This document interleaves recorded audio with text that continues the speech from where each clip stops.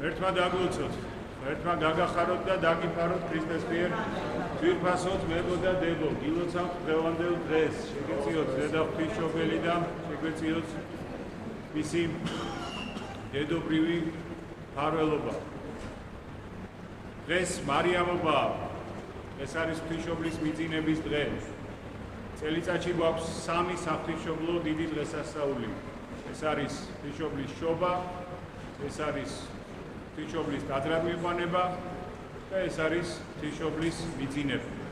აი ეს 3 დიდი საღვთისმშობლო დღესასწაული ვიცით ჩვენ და მათ შორის გამორჩეულად მნიშვნელოვანია ხოლმე სწორედ ღვთისმშობლის მიძინების დღე, რომელსაც თავისი მარხვაც უძღვის წინ, მიძინების მარხვა, რომელიც დღეს დასრულდა და დღეს ჩვეულებრივად არის ხსნილი. ხვალ პარასკევია და იქნება ჩვეულებრივ მარხვა. ანუ მსგებსით ხსნილი, ანუ მერე კვირით ხსნილი ან რამოდენიმე დღით ხსნილი ამ მარხვას არ მოყვება, ისევე როგორც არ მოყვება მოციქულთა, ანუ პეტრე პავლობის მარხვას. დღეს ბატონო რატო არ შეიძლება? ხსნილია.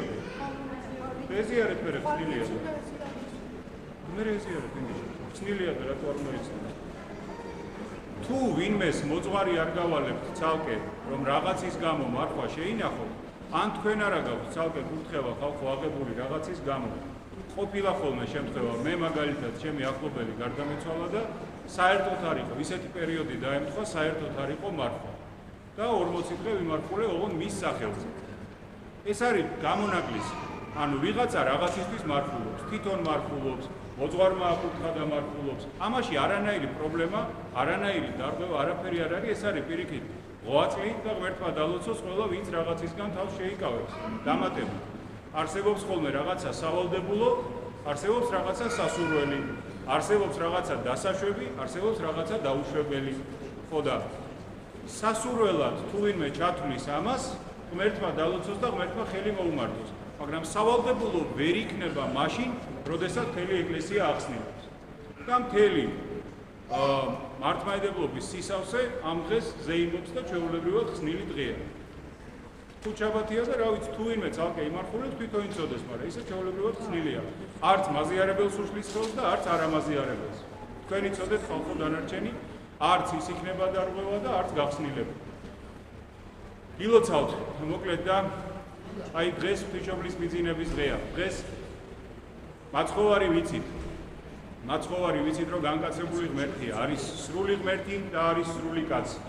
იგი მოვიდა ამ ქვეყნად, შეისხა ხორცი და განკაცებულმა გვაცხონა ჩვენი ცხონებისათვის, გააკეთა ყველაფერი და გაგვიხსნა არი სამოთხისა. მაგრამ მაინც ბევრი ადამიანი, მეც მინახავს ასეთი ადამიანები, იტყვიან ხოლმე, რომ ახლა ეგ მაინც ღმერთი იყო. და რა ვქნათ ახლა ქრისტე ღმერთი ხო არა ვარ და რაღაცა არ შემიძლია და თითქოს და ასაბუთებენ უარის თქმას იმაზე, რომ რაღაცა გააკეთო. ხო აი რა ვქნათ, ჩვენ ადამიანები ვარ. ჯერერთი თუ ვინმე ადამიანი იყო, სწორედ ქრისტე ღმერთი იყო, მართლა ადამიანი, სრული კაცი, სრული ადამიანობა შეისხა მან და ყველა ჩვენგანის ნათესავი გახდა სწორედ დედა ღვთისმშობლისაგან, ქალწული მარიამისაგან მიღებული ხორცი. და გარდა ამისა, ყავს ჩვენ ისეთი ძვირფასი და დიდებული მფარველი, დედოფალი ზეციური, რომელიც არის ყოვლადწმინდა ქალწული მარიამი, ღვთისმშობელი დედა ჩვენი. ღვთისმშობელი ხო ნამდვილად ადამიანი იყო. ღვთისმშობელი ხო ნამდვილად არ იყო განკაცებული ღმერთი.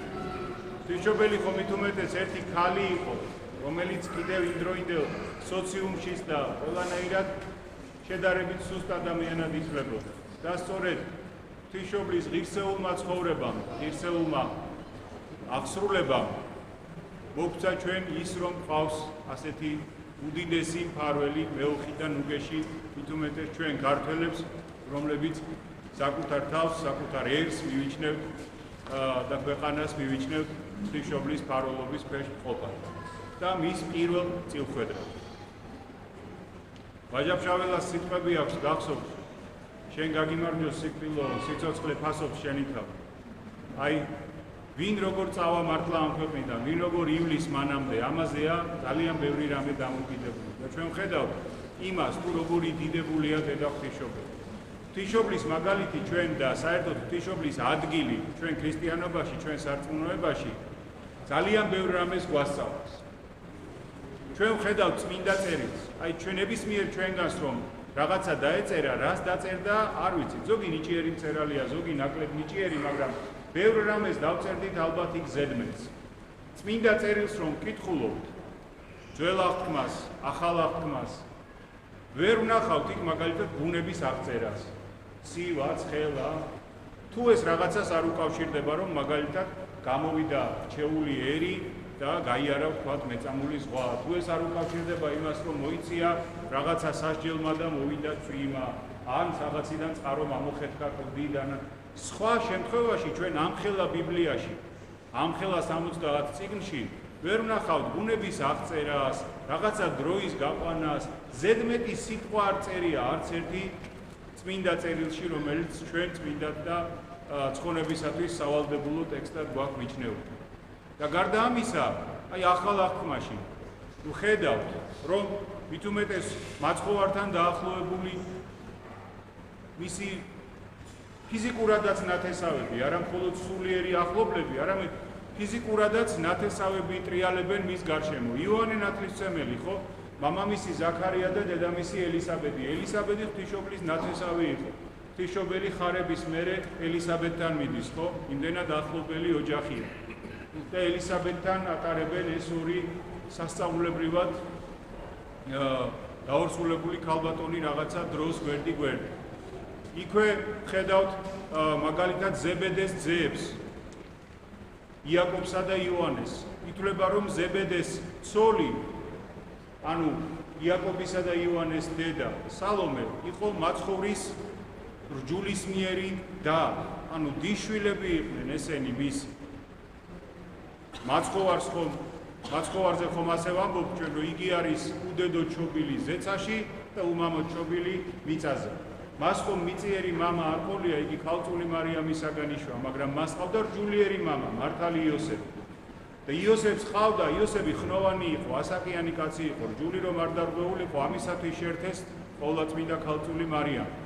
მაგრამ მას ყავდა თავისი ოჯახი, პირველი ოჯახი, ფრივი იყო იგი და ასაკოვანი იყო და მისი შვილები ასაკით ღვთისმშობელზე უფროსებიც იყვნენ, არათუ იესოზე უფროსები. ხნოვანი კაცი იყო და სრულწლოვანი შვილები ყავდა უკვე. და მისი ერთ-ერთი შვილი იყო ზებედეს ცოლი. ანუ რჯულის მიერ მაცხოვრის დის შვილები არიან ზებედეს ძეები. ანუ აი ესეთი ახლობელი ადამიანები ტრიალებენ იქვე. და ჩვენ ვერ ვნახავთ იმას, რომ წმინდა წერილში აი ამ ახლობლების ამბები იყოს მოთხრობილი. აი ის ისეთი კაცი იყო და აი მამამისი და პაპამისი და ბიცოლამისი და ასეთი სამეზობლო ყავდა, ვერ ვნახავთ. და არათუ ვერავის ვერ ვნახავთ, ისეთ გამორჩეულ ადამიანზეც კი ვერაფერს ვერ ვნახავ, როგორიც არის დედა ღვთისმშობელი. თითოეულა რაღაცა. ეს არის ღვთისმშობლის ხარების ამბავი, ესაა შობის ამბავი, როცა ღვთისმშობელი ჩანს. ეს არის მერე ის შემთხვევა, როდესაც ღვთისმშობელსა და მართალი იოსებს 12 წლის მაცხოვარი მიყავთ ტაძარში და ეს არის მერე, როდესაც ღვთისმშობელი ჩანს გალილეის კანაში ქორწილის დროს მასპინძელთა შორის, როცა აიძულებს, რომ მასპინძლებს დაეხმაროს და დაეხმარება კიდეც მაცხოვარი და წყალს აქცევს ღვინით და ბოლოს ვხედავთ უკვე ჯვარცმისას. აი სულ რამოდენიმე ძალიან ესე პატარა ნამცეცი ფრაგმენტები ვხედავთ თავად ყოვლადწმინდა ღვთისმშობელსაც კი. ღვთისმშობელსაც კი, რომელსაც ეკლესია როგორ უგალობთ, რომ იგი არის უზესთაესი და უაღმატებულესი სერაბინებზე და ქერუბინებზე. ანუ ყველაზე მაღლა მდგომ ანგელოზებზე კიდევ უფრო მაღლაა დედა ღვთისმშობელი. იგი არის მაგალითი იმისა, როგორ შეუძლია ადამიანს თავისი სიწმინდით უაღმატებულესი იყოს ყველა სხვა ქმნილებასთან, ხილულთან და უხილავთან შედარებით და როგორ მისცა ადამიანს ღმერთმა ეს ძალა და ეს პოტენციალი. და ღვთისმშობლის აი ეს თავმდაბლობაც მით უმეტეს მის ცხოვრებაში დაიწერა, ხო წმინდა წერილის წიგნები, მაგრამ სული წმინდით დაიწერა.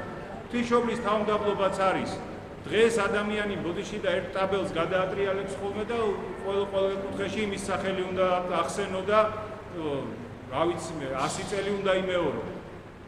არ ჩანს ხო ვერ ხედავთ რომ მოითხოვა რომ ჩამწერეთ და მახსენეთ და არც დაგვიგია ვერც კი ვიგულისხმებთ ხო რომელიმე რომ თავისთვის იფიქროს ნეტა არა ღვთისმშობელი ესეთი იმიტომ რომ აი დიდებულებას ამ წინვალებას ეს მტკიცებულება არ ჭირდებოდა და რაც თავარია წმინდა წერილი სულიწმინდის ღმერთის მადლით დაიწერა ისე რომ იქ მხოლოდ ის არის ჩაწერილი რაც ჩვენი ცხონებისათვის არის სავალდებული რაც ყოვლად აუცილებელი და დანარჩენი რაც არა აუცილებელია არ არის იქ შეტანილი და დანარჩენი უკვე ჩვენ გვაქვს თელ წმინდა წერილი ვერ მოიცავს თელ საეკლესიო გადმოცემას წმინდა წერილი არის საეკლესიო გადმოცემის ნაწილი და დანარჩენი ამბები მერე უკვე ზეპირად შეინახა ეკლესია ზეპირად შეინახა ეკლესიამ ღვთისმშობლის მიძინების ამბავი თუ როგორ მოვიდა მაცხოვარი თავად საკუთარი დედის პატივისცემისათვის და მისი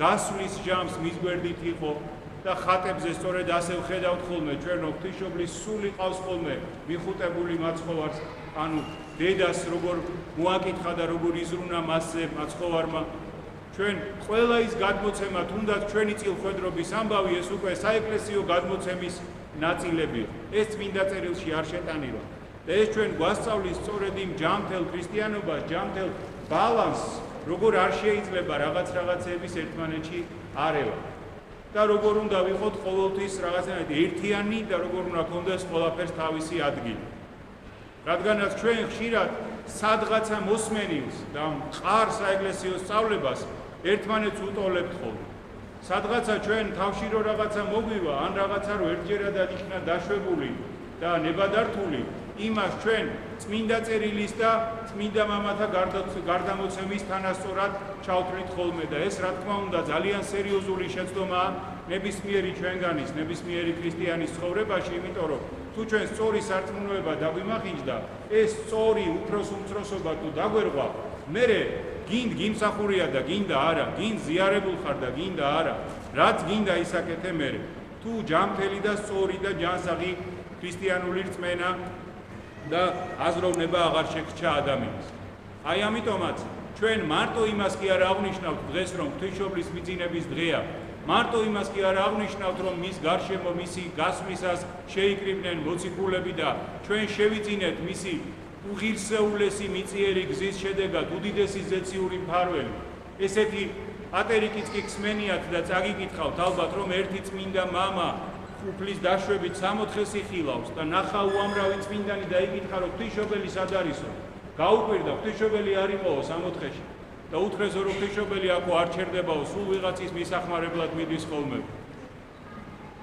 ანუ ეს მართლა ესე კი არ უნდა გავიგოთ ჩვენებურად ხალხურად რომ ეხლა უბანში არ არის და სადღაცა სახლში არ არის რა თქმა უნდა ყოველთვის დედა და დედოფალი დედა ღვთისმშობელი მაგრამ ეს გადმოცემა ეს ისტორია იმის გასააზრებლადაა თუ როგორი დიდი მზრუნველი ყავს ჩვენ ზეცაში და ამიტომაც ჩვენც ძვირფასებო ეკლესიაში იმიტომ კი არ დავდივართ რომ ტრადიცია იმიტომ კი არ დავდივართ რომ თუმცა ესეც არის რა თქმა უნდა იმიტომ კი არ დავდივართ რომ სხვა საქმე არ აქვს იმიტომ კი არ დავდივართ რომ დავდივართ იმიტომ რომ მთლიანი შეკრული შეხორცებული ცოცხალი ადამიანები ვიყოთ და როცა ვლოცულობთ აი ერთად ვამბობთ ხოლმე სიტყვებს მამაო ჩვენო სიტყვებს რომ იყავნ ნება შენი ვითარცა ცათაშინა ეგრეცა ქვეყანასა ზედა ანუ ისე იყოსო შენი ნება როგორც საშია ისე იყოს ქვეყანაზეც სამს რო საში ნამდვილად წესრიგია და აქ ამ უწესრიგობაში ვთხოვთ ღმერთს რომ წესრიგი შემოიტანოს იყოს სუფევა შენი ანუ შენი საბძანებელი შენი ბძანება იყოს აქაც და წარმოიდგინეთ ჩვენ თვითონ თან ამას ვლოცულობთ და თან ზუსტად ჩვენზე როა დამოკიდებული აი აქ ტაძარში ახლა ვინმე შემოგეჭრება ხოლმე მადლობა ღმერთს აღარ არის ის დრო და გავარ და ჩვენ ჩვენთვის ვსახურობთ არ ჯალალედის აქვს თბილისი ალყაში მოქცეული და არც იმა მურვანპროს გავართ აგერ ჩვენ და ჩვენ ვსახურობთ და ჩვენ თვითონ გავდივართ გამოვდივართ არ ჩერდებით ლაპარაკობთ რა ვიცი ყველაფერს ვასწრებთ ვის უნდა უთხრათ მერე სამძიმარი ვის უნდა უთხრათ მერე საჩივარი ვის უნდა უთხრათ მერე რამე როდესაც ჩვენ თვითონ არ ვაწესრიგებთ იმას რაც მხოლოდ ჩვენზეა დამოკიდებული მხოლოდ ჩვენზე კარგით, სადღაც რაღაცა არ არის მხოლოდ ჩვენზე დამოკიდებული და სხვაზეა. აქ რო ადამიანი მოვიდა, ხო იმისთვის მოვიდა რომ მსახურებაზე მოვიდა. ხო იმისთვის მოვიდა რომ ილოცოს, ხო იმისთვის მოვიდა რომ ზიარებისთვის მოემზადოს და ნაზიარებმა შეირგოს მერე ეს ყველაფერი. ხო იმისთვის მოვიდა რომ გაიხსენოს თავისი წინაპარი, ვინც ვეღარ ლოცულობს და მის სახელზე ილოცოს. იმიტომ რომ იმ ქვეყნად წასულებს აღარ შეუძლიათ აღარაფერი. თუ წმინდანია კი, დედა ღვთისმშობელი. თუ ამხელა მადლით წავიდა რომ ყველაფერი გასტუმრებული და თუ რამე ქონდა მოსანანიებელი, მონანიებული და გამართული აქვს, პირიქით იქიდან დაგვეხმარება, მაგრამ როგორც წესი ცოდვილები გავდივართ ამ წუთისოფრიდან და პირიქით აქედან გვინდა იქით მიხმარება, ხო? და ამიტომაც ამისთვის მოვდივართ ტაძარში და ჩვენ თვითონ თუ არ მოვწესრიგდით ხალხო აქ, ჩვენ თუ აქ მუდმივი გადადი და გადმოდი გვექმნა. კიდევ მეორე, მარხვა, რომელიც არის მაცხოვნებელი, ყველა წმინდა მამა ამას ამბობს. მარხვა და ლოცვა ეს არისო ნავის ორი ნიჩაბიო, რომლითაც ნავი მიცურავსო, ერთი ნიჩბის რო წახვიდეო, ან მარტო ლოცვით, ან მარტო მარხვითო წრეზე იცურავებ. მარხვა ეს არის ორი ფრთა, რომლითაც ზეცაში მიფრინავსო ადამიანის სული. ცალი ფრთით ვერავინ ვერ გაფრინდება. ინახავთ იმეს ცალი ფრთით ჩიტს ეფრინავს? ხო და ყოველ იფორთხიანებს. აი ესევე ჩვენ ამ ყველაფერს ლოცვას და მარხვას ამიტომ ვაჯამებთ ამ ორ შრომის იარაღს. ლოცვა და მარხვა შრომის იარაღებია, ინსტრუმენტებია, რითაც ჩვენ საკუთარ თავში, როგორც ბაღში ვმუშაობთ. სადაც ზედმეტ სარეველას ვიღებთ, სადაც რაღაცა კარგ ენერგიებს ვრგავთ. და ამიტომაც ჩვენ მარხვა მარტო ის ხო არ არის, რომ ვიღაცამ მწვადი არ უნდა შეჭამოს და აგერ ხორცი მოიკითხეთ იყო თუ რა ხევზე არ უნდა შეჭამოს თუ რაღაცა არ უნდა შეჭამოს კვერცხი. მარხვა ეს არის, რომ რაღაცა ზედმეტია და იმ ზედმეტს არ აკეთებ. არ არის აუცილებელი თქვა 5 ჯერ გადახვიდე და გადმოხვიდე მსახურების დროს აქ წინ და უკან. გაჩერდი. თუ არ შეგიძლია დგომა, გადი ერთიანად დაისვენე და შემოდი. მე ამას ხალხო არ ვამბობ, იმიტომ რომ რომელიმე საკყოფნა არ მინდა. ღმერთმა დამიფაროს, იმ დღეს აღარ უნდა ვიყო მე აქ და იმ დღეს არავინ არ უნდა იყოს ტაძარში, თუ ვინმე საქმოსვლა არ უნდა და არ უხარია. უბრალოდ ესაა პრაქტიკული რაღაცა, რომ თუ რაღაცა არ შეგიძლია, გააკეთე ისე როგორც შეგიძლია, მაგრამ ამას ნუ გააკეთებ სხვისთვის დასაზიანებლად.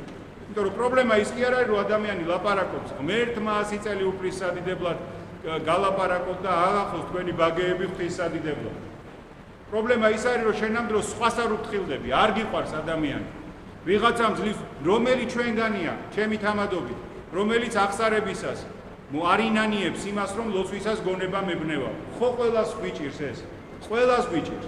და ძლივს გონებას მოიკრიბავ, ძლივს რაღაცაზე დაიწყებ, გულში ჩახედვას, პატარა სინათლე შეიჭრიტება და ამ დროს ვიღაცა გვერდზე რაღაცას ლაპარაკობს. გვერდზე რაღაცა სულ გეკითხება, გვერდზე რაღაცა სულ არჩევს. კარგით რა ხალხო, შენ თავი არ გეწოდება, სხვა მაინც შეიცოდე რა. ამას ამიტომ ვამბობ, რომ ეს ნიშანია ჩვენი უწესრიგობისა და უსიყვარულობისა, თორე თავისთავად ლაპარაკი კი არ არის პრობლემა. კიდევ ვიმეორებ, 100 წელი თქვენი მეტყველება და თქვენი სიტყვა პასუხი არ მოიშალოს არ ჩვენ ეკლესიაში, არ თქვენ ოჯახებში და სადაც წახვალ და წამოხვალ სამსახური იქნება თუ რაც იქნება. ამიტომაც ცოტა დაღრმავებული ადამიანები ვიყოთ და დაგვიცავს დედა ღვთისმშობელი. რა ვიცი, ეს მოეწონებოდა დედა ღვთისას? თხოვთ, რომ შენი ძისადმი მეუხი იყავი და ამ დროს ჩვენ თვითონ აბა შენიციო და გატრიალებულები ვართ, ყველაფერს ვასწრებთ, ესე იგი ლოცვის და მსახურებაზე ყოფნის გარდა. რა არის მსახურება? მსახურება ერთად აღესრულება. მსახურებას ვინ ასრულებს? მსახურებას ეკლესია ასრულებს. რო ამბობენ ხოლმე მსახურებას ვესწრები, შეცდომაა ეს. კი, ესწრები, ამ ხრივ არ არის შეცდომა, არ არის ტყუილი. მაგრამ მსახურებას ვერ ესწრები, მსახურება კონცერტი არ არის, რომ გული დაგწყდეს, მე ბილეთი ვიყიდე და ტყილა ვიყავი ამ კონცერტზე წასული რა მინდოდა იქ ფილარმონიაში თუ რა ვიცი, ბლექსი არენაზე. რომ რისთვის ვიყიდე ეს ბილეთი გული გადავყარე. მსახურება არის ის, რასაც ჩვენ ერთად ვატარებთ.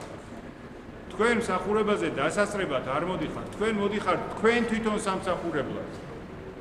იმიტომ რომ ეკლესია მსახურობს ერთობით. კი, მოძღვარს სხვა საქმე აქვს, გალობელს სხვა საქმე აქვს, ტიკაროსას სხვა საქმე აქვს, მაგრამ ეკლესია არის ერთობა.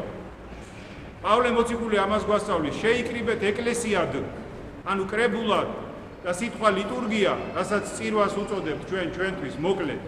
სიტყვა ლიტურგია ზუსტად ამას ნიშნავს. ლაოს ხალხია, ურღოს საქმეა. სახალხო, ერთად საკეთებელი საქმეა ლიტურგია. სიტყვაც ასე ქვია, სახელიც ასე ქვია ამ დალოცვილს, წირვას. და ჩვენ მოვდივართ ყველაფერს ვასწრებთ, სურათების გადაღებას, წინ და უკან სიარულს. კარგით, ღმერთმა შეგაძლებინოთ, ესეც სწამლად ექცეს, სულ ყველას ვისაც ეს ასე ჭირდება. როგორ დამენანება, ვიღაცა სულ არ მოდის და ახლა ოღონდ აქ იყავით და იარეთ, მაგრამ მაინც ხალხო, თუ აქავართ, ბარეგამ კარგად ვიყოთ რა. თუ აქავართ, ისე ვიყოთ, რომ ღმერთი რო გკითხავს, კაცო, გელაპარაკებოდი და არ მისმენდიო. იქითხო, გრაზდებით, ღმერთს ველაპარაკები და ვერაფერ უგზნობო. და იქნება პასუხს გცემს მაცხოვარი იმ დროს და არ უსმენ.